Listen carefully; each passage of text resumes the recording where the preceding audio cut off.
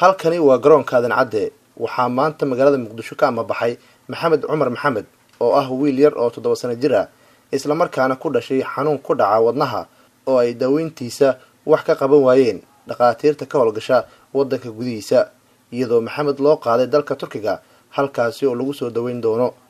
Maxamed Cumar Maxamed waxa uu ka soo jeedaa qoys danyar ah oo aan awoodin inay wiilkooda dibadda ku soo daweeyaan hase ahaatee gudoomiyaha gobolka Banaadir ahna duqa magaalada Muqdisho mudane Taabid Cabdi Maxamed oo dhawaan ka war helay xaaladda caafimaad ee wiilkan yar ayaa kafaalo qaaday xaaladda caafimaad ee Maxamed safarkiisa dibadda waxaa ku wehelinaya aabihiisa Cumar Maxamed Ibrahim iyadoo duqa magaalada Muqdisho mudane Taabid Cabdi Maxamed oo uu garoonka ku sugootiyay Maxamed Yare iyo aabihiisa sheegay in uu maamulka gobolka garab taagan yahay kafaalan qaadayo xaaladda caafimaad ee wiilkan yar ee ka xanuunsanaya wadnaha ilaa uu caafimaadkiisa ka hagaago. waxaan umad Soomaaliyeed u rajeynayaa maalin jimco oo khayr ah. waxaan hadda joognaa airportka Aadan Cabdulle International Airport. alxamdulillah waxaan maanta airportka u imaanay maadaama maalin dhaweeyay aan dokumentigii iyo aan kaalmadii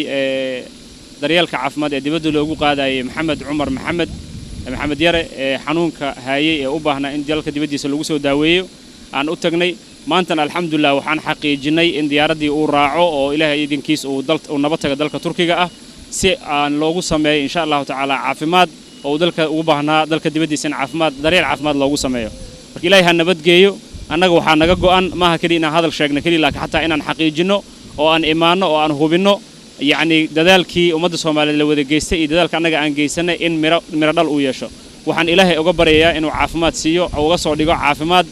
guul insha Allah safar caafimaad oo guul ayaan ilaahay uga baryayaa ummadda Soomaaliyeedna waxaan ka codsanayaa dhamaantood inaan u wada duceyno inuu ilaahay guul ka soo siiyo aabahan insha Allah ta'ala ilaahay qalbigiisa qaboojiyo waxaan ilaahay idinkiisa rajaynaynaa insha Allah ta'ala inuu soo noqdo isagoo caafimaad qabo oo insha Allah ta'ala safar caafimaad oo guul uu ku soo noqdo waana ka warhayn doonaa insha Allah ma kaliya maanta dhoofinay dad ayaa xagga u jooga ku soo dhaweynaya isbitaal geyn doono waa ka warhayn doona ilaa xaaladda meesha ay ku dhamaatay ilaa uu dalku ugu soo laabto isagoo caafimaadkiisa lagu soo guuleysay alxamdulillah. maalmo ka hor ay ahayd markii uu gudoomiyaha gobolka Banaadir ahna duqa magaalada Muqdisho oo uu qoyska Maxamed Cumar Maxamed ku wareejiyay dukumeenti ku saabsan safarka Maxamed Yare ee dalka Turkiga si wax loogu qabto xaaladiisa caafimaad. Nuur Saciid Taaliil, Radio TV qaranka Soomaaliyeed, magaalada Muqdisho.